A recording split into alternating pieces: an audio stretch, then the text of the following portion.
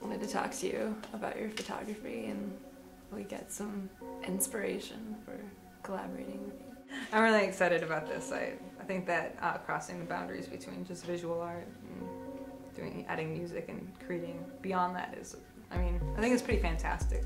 And I'm very excited to hear what you come up with. I don't know, just want to tell me a little bit about like how you got started with doing the underwater photography thing and just, I don't know, your inspiration. Conceptually, when I started this project, I did a very deep project about my childhood previously, and I was looking for something that was a little bit outside of myself. That was something I could relate to, but it's something that I didn't pull from my past about. And in my previous work, I'd done some water work and was told that I should try to do underwater. And I'm a scuba diver. So I was thinking conceptually of just letting it free flow and see how it just kind of turns out. Like I tried one shoot with my sister and it went amazing. And the point of that was actually to talk about being comfortable underwater and what water really meant to a woman. I'm a feministic photographer, so pretty much if you look at my work, it's only women. Well, I guess I have a question for you is, from seeing my work now, what do you think that you might be, I don't know, anticipating to do an inspiration of it? Once we pick out a specific piece to focus on, that'll definitely affect, I think, how I approach it. But I think, I'm not entirely sure what I want to do right now, but I don't want to do a literal, approach. I don't want to go out and record water or like try to interpret that through music. But I definitely like to, relate to that feminine aspect. And, as a female musician, I understand it's definitely a male-dominated, industry and society. And so I've been thinking about that a lot lately. I like to bring that aspect out and maybe even, record some women's voices, other fellow women artists, and their kind of what they think about being a woman in this industry and in this society, and maybe incorporate that into the music scape. It's going to be really cool to see and hear this come alive, not only on a visual level, but an audio level, musical level.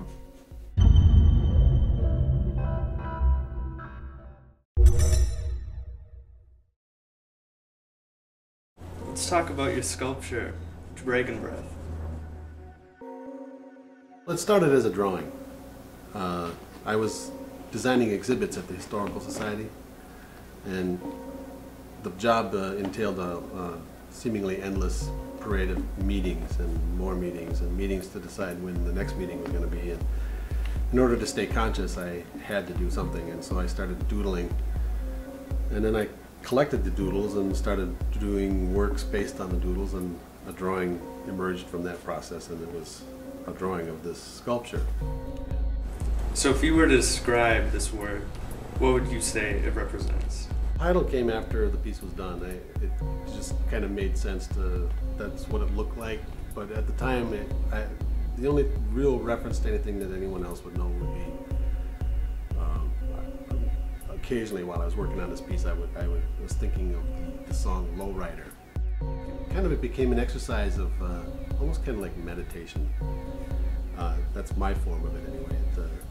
You kind of get lost, and I don't know if it's this way for you in music. And I suppose it wouldn't make any sense to people that weren't involved in that kind of creative endeavor, but the curves that are in this piece are the result of having drawn those curves 60, 80 times, the same one over and over and over until I got it exactly the way I wanted it. And it's not just random curves. It's very, probably overworked.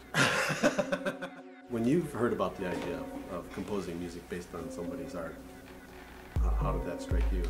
Well, it's really unlike anything I'd ever done before. I've never really gone outside myself, really, in terms of picking an inspiration for a work. I thought this would be a really good opportunity to sort of expand my way that I compose and, get a new approach to the whole process. I have a lot of questions about how you, first of all, the name of it, the hero, it's wrapped in chains right now and ropes.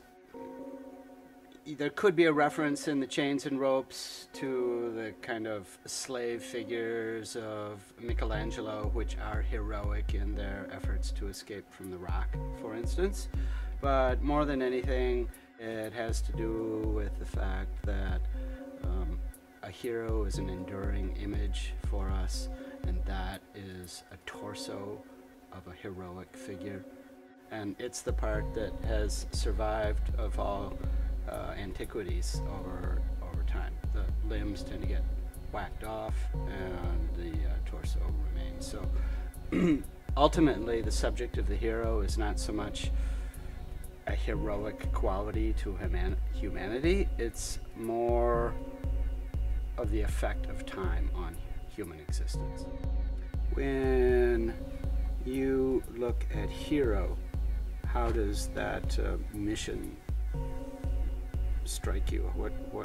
What's the challenge there? What about it interests you? I like that it's a classical figure, that it's not an entire body, but that it's a torso, and I like the position that it's in. The fact that he's at a twisted movement like this is so expressive, because your core strength is right here, your chi is right here. You know, everything that's important is right here, and to show like so much kinetic and potential energy in the core of someone's body can suggest so many things. Where are the limbs? What are they doing? Does it matter or does it matter? You know, are they grabbing something? So what instruments or sounds will you use to go after this sensation of chaos and boundary and simplicity and complexity that you see in Hero? I want to take I would like to take an impressionistic view on it, just because I feel like music is a little bit later than art, than visual art. It always kind of falls right behind it, you know. Something like Duchamp's Fountain is like, you know, that happened with Schönenberg recently. That, you know, that's after Duchamp. And so I want to take a kind of more classical approach to it and go with impressionistic music, Debussy and Ravel type of music. And that's just as far as, you know, musicality goes.